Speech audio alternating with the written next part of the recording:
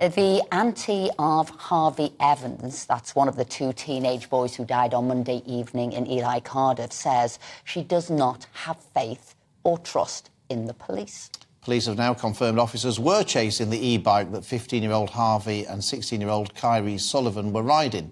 The force says officers were in a van about half a mile away from the crash. The Independent Office for Police Conduct is now investigating the force's involvement. Meanwhile, 9 people have been arrested in connection with disorder sparked by the incident.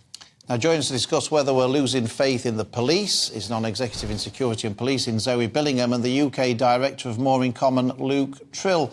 Thanks both for joining us. Zoe, can I start with you? I mean, I've always been a staunch supporter of the police, as my local police divisional commanders would testify. But even my support's waning a bit.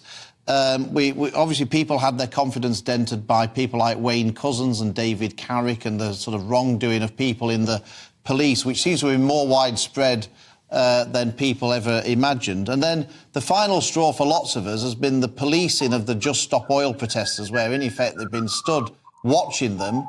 And then if somebody comes along, a hard-working person who tries to get to work or get to hospital, they clamp down on them like a ton of bricks. And most people in the country think, what on earth's going on? So should we still have confidence in the police? If my trust's waning, I'm sure many people's is. Morning, Phil. Hi, Esther. Good to see you both. Yeah, I mean, look, the reality is this. When you have a serial rapist and murderer operating in plain sight as a serving police officer, it's absolutely inevitable, isn't it, that confidence in the police are going to be rocked. And of course, these were metropolitan officers, but the effect is spilling across into policing in England and Wales. And, you know, like most women in work who are walking around in London late at night, I want to know that the police officer, the lone police officer in front of me, is there to protect me, not to predate on me. And like you, Phil, I have the similar qualms as most of your viewers, same thing. But I think what we have to understand is that the leaders of policing are beginning to outline a really kind of comprehensive plan about restoring trust. So Sir Mark Rowley, he was appointed on the ticket of restoring trust and confidence, has invested in an absolute industrial scale in rooting out rogue officers. The problem he's got, of course, is that as you lift more stones, you find more problems. And the problem for the Met Police is going to get a whole lot worse even now, than it's going to get better, because we know that approximately 3 police officers from the Metropolitan Police are in court on trial a week at the moment. And of course, that's undermining trust and confidence. Now, another issue has to be the lily-livered approach of police officers when it comes to Just Stop Oil protests. And we've got some video footage here of how the police were dealing with the protesters and how they were dealing with somebody who tried to move the protests in the UK. And so there's somebody chucking off the road some of the protesters because they're desperately trying to get to work. Other people are trying to get the kids to school. Other people are trying to get to hospital. And look how heavy-handed the police were with this person who's just trying to get about their daily lives and ignored the protesters. Now look at Germany. The police there, straight away, they take everybody off the road, get those protesters out the way, they're disturbing the livelihood of everybody else. And look, now waving on all of the other public to get to work, to get to school, to get whatever it is. So why are we so lily-livered? Why aren't we turfing those protesters off the road? That's upsetting the public, and they're losing faith in the police for that. Is that directed at me, yes, Esther? Because I'm really happy to come in on this.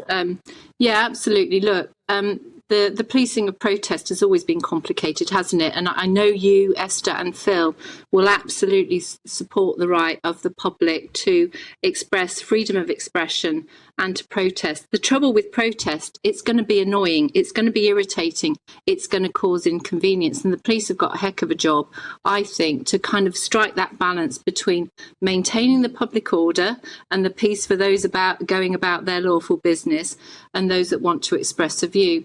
They don't get it right all of the time, but I think the police are really considered, very measured, and mostly very, very thoughtful about the way in which they address protest. It's not easy to be that person in the middle.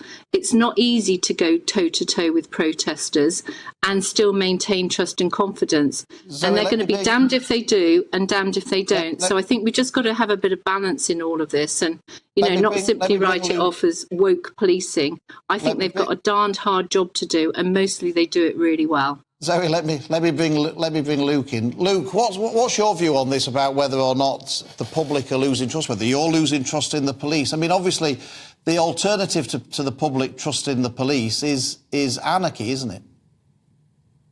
Yeah, absolutely. But the reason that the public are losing trust in the police, and we track public trust in a range of institutions, and I can tell you that for the first time in our tracking, trust in the police has fallen below trust in banks. That gives you a feeling for how low trust in police has fallen. People are more likely to say they distrust the police than trust them. And part of the reason for that is these really high-profile, very worrying, disturbing cases that Zoe mentioned.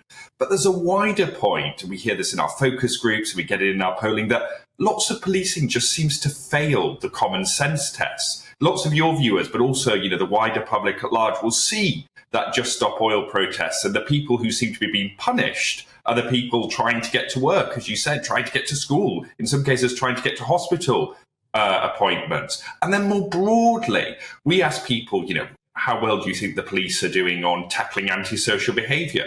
Nearly 70% of people say that they think the police have actually given up trying to solve crimes like shoplifting, burglary. And very often what we hear is the only reason I would call the police now is not to get them to solve a crime because I need the crime reference number to get my insurance. I think that's a really damning indictment of where public opinion on policing has got to.